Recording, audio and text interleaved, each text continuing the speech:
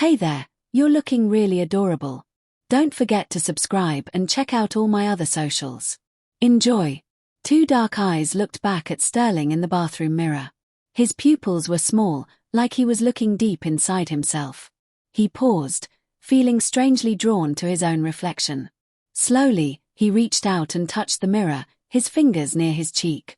Behind him, Victoria looked into the room. Hey, you all right in there?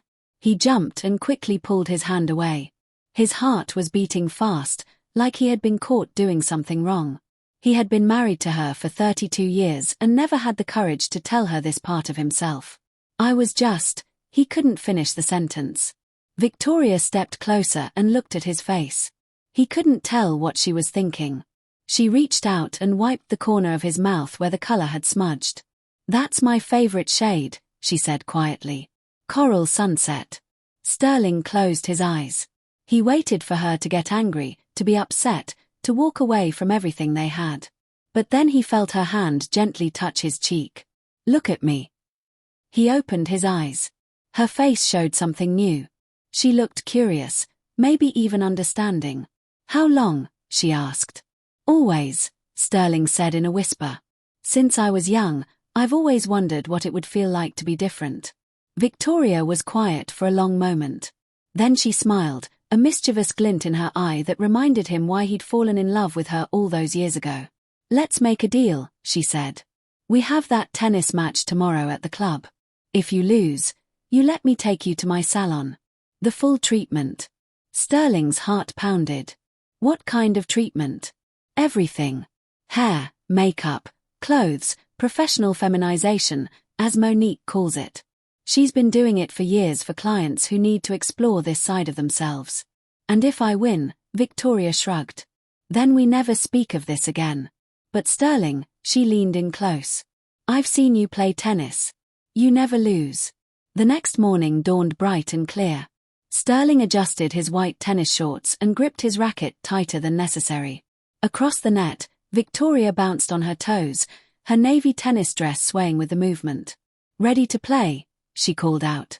Sterling nodded, unable to trust his voice. The first serve came fast and hard. He could have returned it easily. 20 years of country club tennis had honed his reflexes to perfection.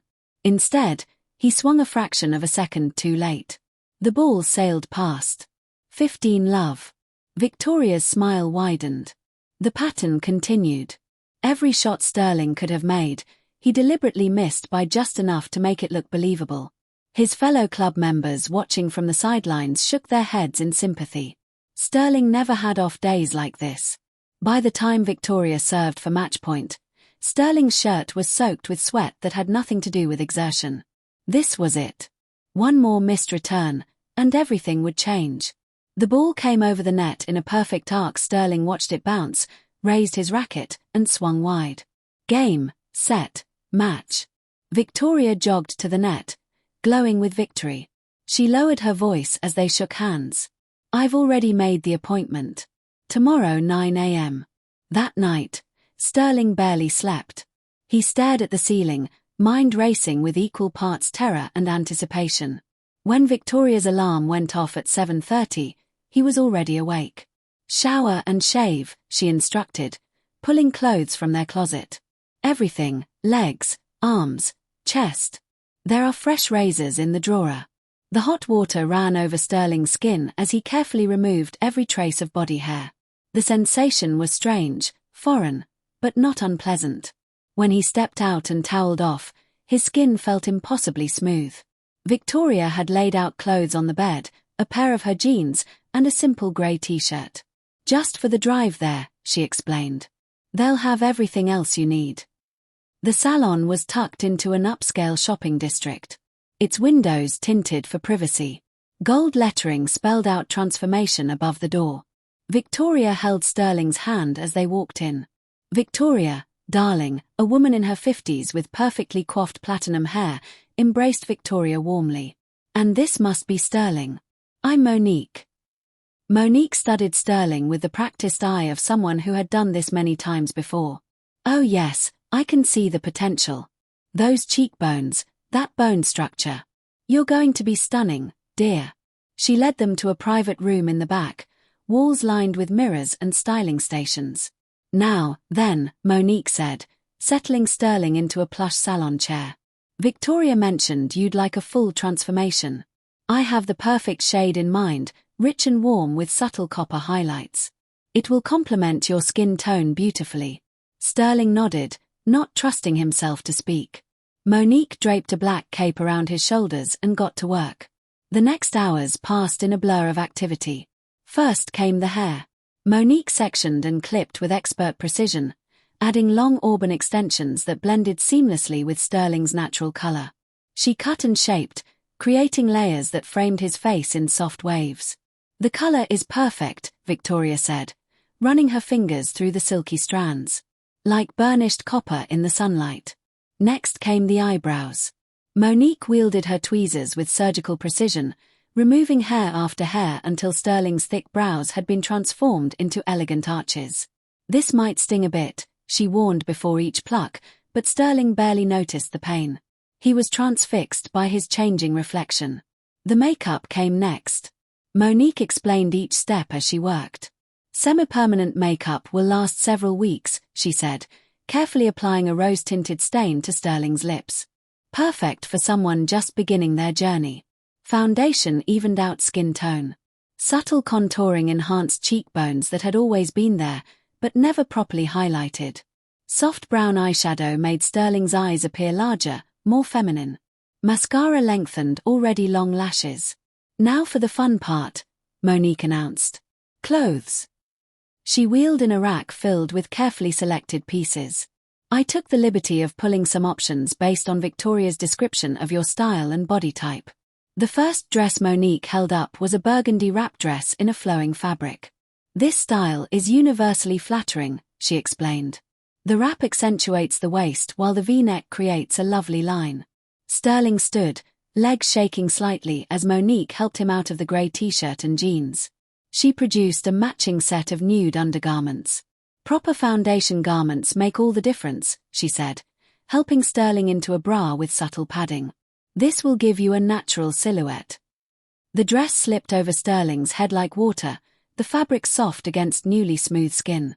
Monique tied the wrap at the side, adjusting the fit until it hung perfectly. "Shoes," Victoria said, producing a pair of nude pumps with a modest heel. "I guessed at the size. They fit perfectly." Sterling took a tentative step, then another. The heels changed everything. Posture, gait, the way the dress moved. "Accessories," Monique said, draping a delicate gold necklace around Sterling's throat. Matching earrings followed. Clip-ins that looked like pierced. A thin gold bracelet completed the set. "One last thing." Monique spritzed a light floral perfume at Sterling's wrists and throat.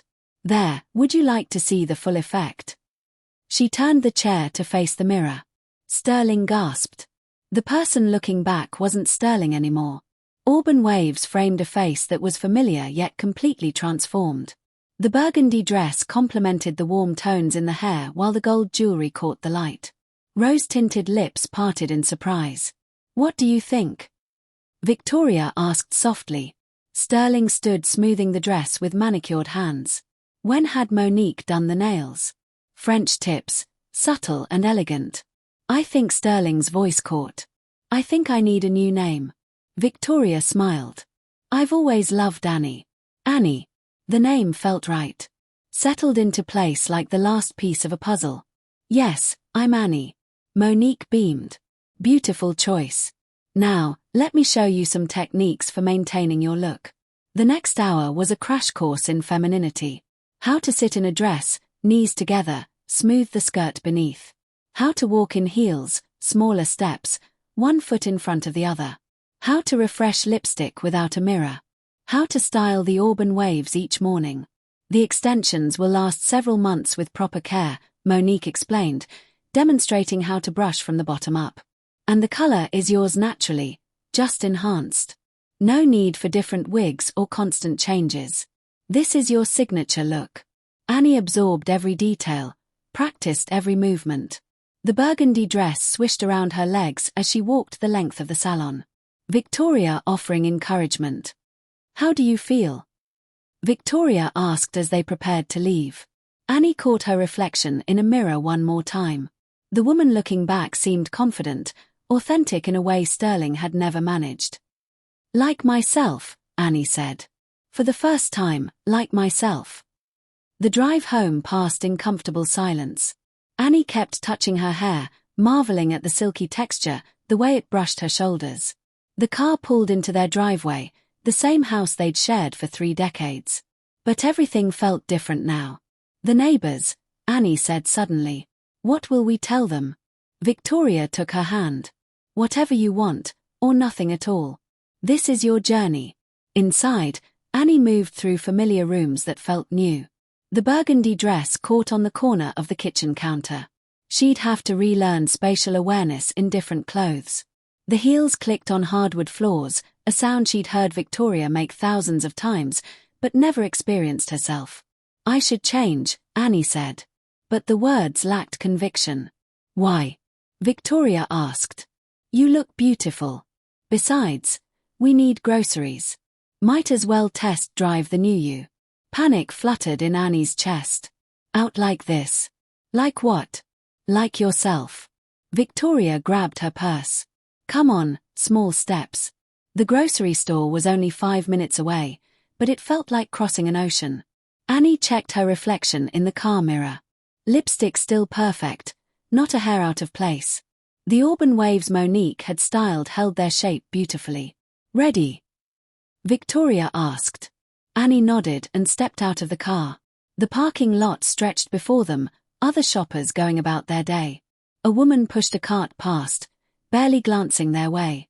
A couple debated shopping lists near the entrance. No one stared. No one pointed. The world didn't end. Inside the store, fluorescent lights hummed overhead. Annie pushed the cart while Victoria selected items. Their usual routine with one significant change.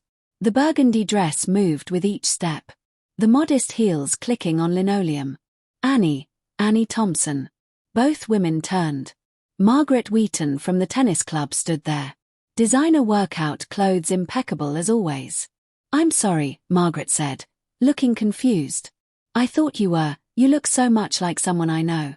Victoria stepped forward smoothly. "This is Annie, my cousin from out of town. Sterling's running errands today." "Oh, how lovely. The resemblance is uncanny. You could be siblings." Margaret's attention had already wandered to the organic produce. "Enjoy your visit." She walked away, leaving Annie's heart pounding. Victoria squeezed her arm. "See, easy." They finished shopping without further incident. Back home, Annie helped put groceries away, the simple domestic task grounding her in normalcy. The afternoon sun slanted through kitchen windows, catching the copper highlights in her hair. "I can't go back," Annie said suddenly. "I know it's only been a few hours, but I can't go back to being Sterling. Not even for a day, not even to make other people comfortable." Victoria pulled her into a hug. "I'm not asking you to. I've watched you these past few hours, seen how you move, how you smile. This is who you were meant to be." Days turned into weeks. Annie's world expanded with each small victory. The first time she went to the bank alone. Coffee with Victoria's sister, who accepted the transition without question. A new driver's license with her chosen name. The auburn hair grew with the extensions, creating a seamless blend of natural and enhanced length. Annie learned to style it herself, recreating Monique's waves with hot rollers and patience. The semi-permanent makeup faded gradually, but by then she'd learned to apply her own, favoring the same rose tones that had started this journey. Her wardrobe grew beyond the burgundy dress, though it remained a favorite. Tailored pants in charcoal grey, silk blouses in jewel tones, a little black dress for evenings out, always tasteful, always authentic to who Annie had discovered herself to be. "I want to start hormones," Annie announced over breakfast one morning, 3 months after that first salon visit. She wore a navy shift dress, pearl earrings catching the light. "I found a doctor who specializes in transgender care." Victoria reached across the table to take her hand. "I'll go with you to the appointment." The doctor was kind and thorough, explaining the changes Annie could expect. Softer skin, redistribution of body fat, breast development, Emotional changes, too. Estrogen affected more than just the body. This is a big step, the doctor said. Are you certain? Annie thought of that first glimpse in Monique's mirror, the brightness of auburn waves and rose-tinted lips, the way the burgundy dress had felt like coming home. I've never been more certain of anything.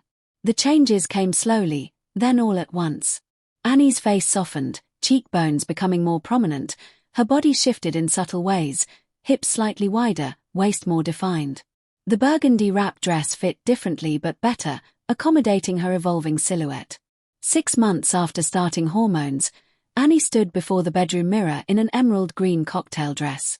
Tonight was the country club's annual gala, the first major social event since her transition. The auburn hair, now entirely her own with just professional shaping, fell in practiced waves past her shoulders.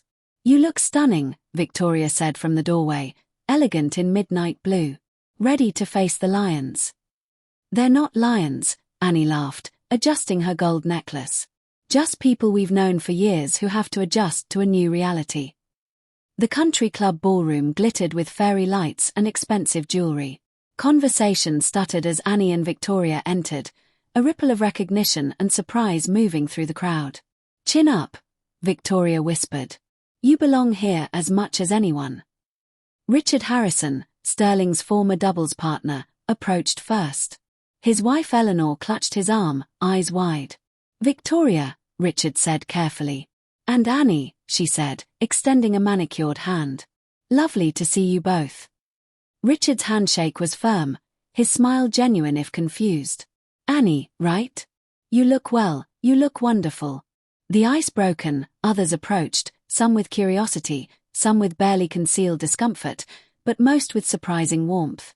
Annie fielded questions with grace, deflected rudeness with humor, and found herself actually enjoying the evening.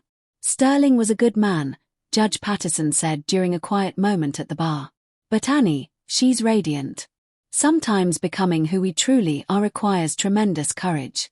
Annie blinked back tears, careful not to smudge her mascara. Thank you. My niece transitioned last year, the judge continued. Best thing she ever did. Give my regards to Victoria. She's a lucky woman. The evening wound down. Couples drifting toward the valet stand.